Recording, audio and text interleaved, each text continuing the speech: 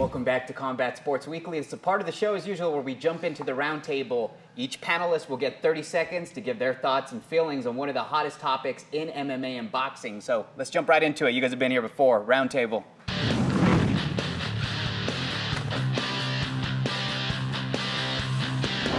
Introducing first, 6'10", the Sports Animals, James Lindenmuth. Tell the people where they can catch you.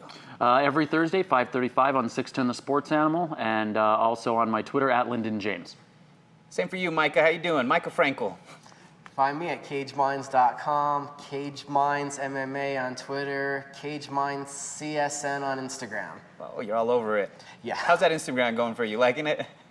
Yeah, dude, the photos are great. All the behind the scenes stuff, and there's a lot of funny stuff people put out there. And of course, welcome back, Jody Esquivel. Yeah, thanks. Yeah, you were here earlier in the show, of course. Jody Esquivel at Twitter, something. I don't know, whatever.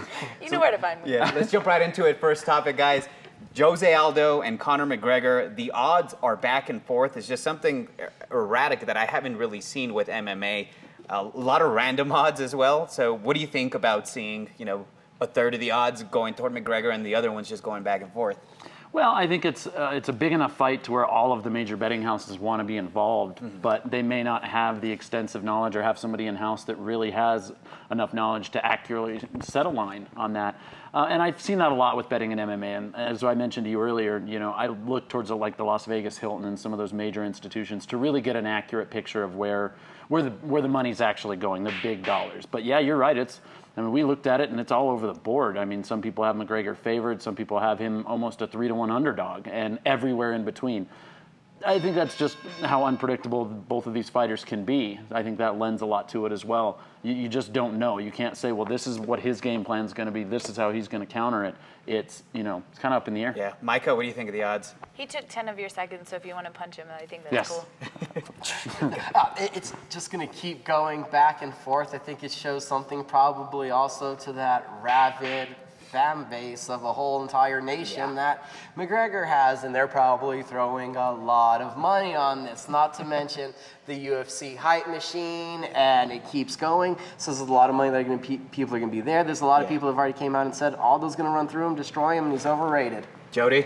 We'll see. I think it's great. I mean, MMA needed the Conor McGregor. I think a lot of people hate him, and a lot of people, but he's drawing that attention to the sport, and he's a household name. Yes. Whereas we're sitting at MMA, and it's like, what's that guy's name? Yeah, there's 18 different fighters. Every weekend there's a fight, but everybody knows Conor McGregor. So, cool, whatever. I'll watch the fight, and the odds, great. Maybe Jose Aldo shows that he is a big hype game, and it just shows that how it can be very unpredictable. Yeah, you have a lot of back and forth. It's very interesting to actually see that. I think a lot of the sports books are taking a look at what the other sports books are having, because this is, as far as UFC goes, this thing was being promoted, 4 or 5 months ago? So the odds were destined just to keep changing because of the hype and the train. The amount of money that comes in on each side, Yeah, and let's not forget, Jose Aldo right now, without John Jones in the picture, is the best fighter in the sport as far as I feel. And in the rankings, the pound for pound shows that as well. So another fight that certainly to be hyped, Canelo Alvarez and Miguel Cotto, hopefully in September. Jody? I'm excited. They make fun of me because I always said I'm excited, but hey, I'm excited about boxing right now, and I would be super pumped to watch this fight. I hope that it happens. I'm a Miguel Cotto fan as well as a Canelo fan, so. As far as hype-wise, I think this is one of the bigger fights that can be made. Don't you think, James? We'll give you some extra time. I think it's probably outside of a Mayweather against somebody relevant fight, this is the best, the best option out there. Both of these guys, extremely talented fighters, both have an extremely large fan base, so it's going to be the propaganda and the build-up's going to be almost as exciting as I think the fight could be.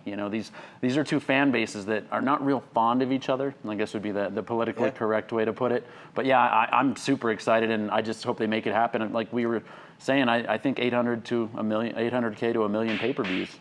You think it could break the $1 million mark? I do. Or the million pay-per-view buys. What do you I think $59.99. We were talking about this earlier. Where to set the cost, but Micah, what do you think of of this fight. Obviously, does it attract you to the sport? Because right now, this is probably the biggest fight that can be made. Well, I heard one of 3 names that attracts me. I heard Canelo Alvarez. Right there, there's 3G, and there's Robert, or what's his name, Thurman? Keith Thurman. Saw him on that PBC. Those are the 3 guys that have jumped off the screen from their last performances.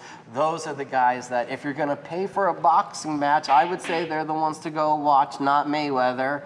They're the guys right now that seem to be bringing it and seem to be coming up to ascend to that pedestal. As long as they don't charge you $100, right? Right? Yeah, keep the price low on this one. And I'm not saying astronomically low, the way it used to be in the early 90s towards 29 $19 or 39 $39. bucks. You have to keep this where the people supporting the 2 guys can actually afford it. Let's not forget, you brought up the cultural background of these guys. You get the Puerto Rican and the Mexicans. A lot of the Mexican fan base, in Mexico, they're going to get this fight for free. They don't have pay-per-views in Mexico. Right. But you got to aim for the Mexican-American and the Puerto Rican demographics that have kept this sport alive for the past 25 years. So you definitely got to keep it reasonably priced. But that's going to be an insane hype job. It might be not necessarily Aldo McGregor level, but there'll be a lot of hype behind that. Let's go to MMA. There's a big fight Saturday night, unification fight, of course, for the heavyweight title. Cain Velasquez, Fabricio Werdum, your thoughts and prediction. Thoughts and prediction. This is a very interesting fight, and I thought it's very interesting because Cain Velasquez hasn't fought another kickboxer, Muay Thai striker in how many years? Lesnar, Dos Santos, Bigfoot, they're all just throwing hands. They're not thinking about cooks, and they're only thinking about top game. This presents so many new obstacles, ring rust. All that said, though, he's a machine. I would not want to be in there with Velasquez, and I think he's going to win. His striking is just too clean, too crisp, and if he's beating up with Cormier and Rockhold, and they look like monsters, I'm expecting to see another monster. Yeah. James? I'm kind of right on the same page with him as much as I'm a University of Arizona graduate, so to root for an ASU guy is tough, but and Cain Velasquez is an ASU grad. But he is obviously coming off of a bit of a layoff. But if you had told me 4 or 5 years ago that Werdum would be fighting for a title, I probably would have disagreed with you and kind of thought you were off your tilt. But it's impressive what he's done. So I don't. It's not that I don't give him any chance, but I just like Velasquez a lot in this fight. Yeah. And, of course, we all remember the Fedor thing that kind of, made his name known. But what do you think about this fight, Velasquez, Werdum? I like it. I think it's a very interesting fight. Like we said, it just poses a lot of problems. I'm excited. It's one of the fights of the heavyweights that I'm actually excited to watch, because it's going to be action. It's not going to just be the big haymakers, the big, I'm going for the knockout. There's no another way. Maybe it's a little more technical, and that'll be cool. Prediction. I'll take the underdog. She's excited. You're going for the underdog. Yeah, Werdum. sure. How? Decision or knockout? Stoppage? Ooh. Wow. Third round. Third. Calling your anything's shot. possible.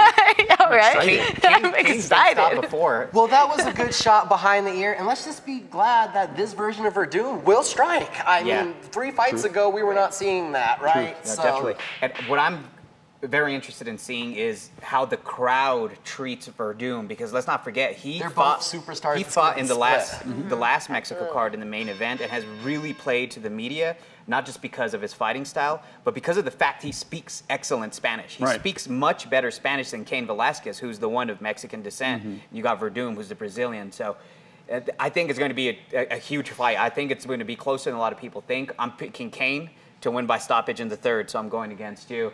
So that'll do it for this week. Pretty big fight. We're hyped about a few fights.